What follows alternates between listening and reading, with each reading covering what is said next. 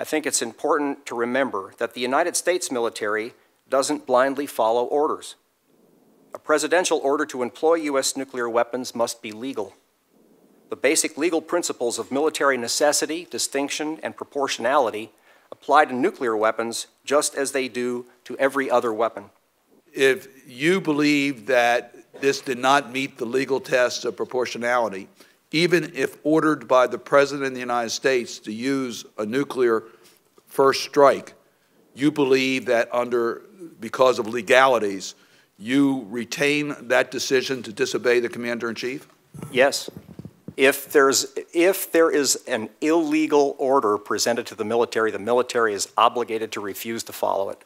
Now, the question is just the one that you described, is the process leading to that determination and how you arrive at that.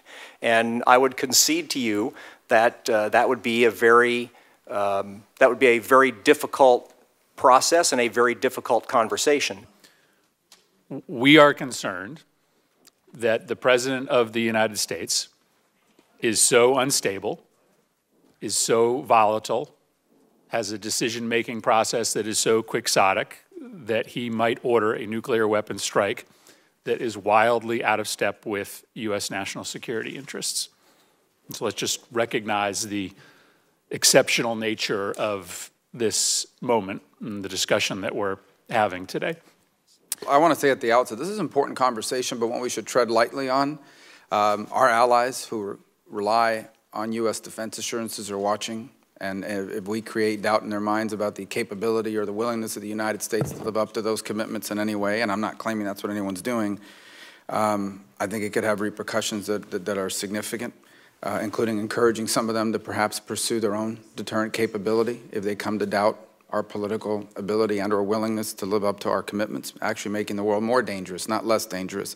I also think our adversaries are watching, and I'll get to that part in a moment, but I think if anyone out there thinks they could somehow get away with something because in politics of the United States would prevent the Commander-in-Chief from acting expeditiously, that could also encourage miscalculation, particularly on behalf of people that are isolated from the world, don't get a lot of information, and have never had anyone tell them they're wrong or no.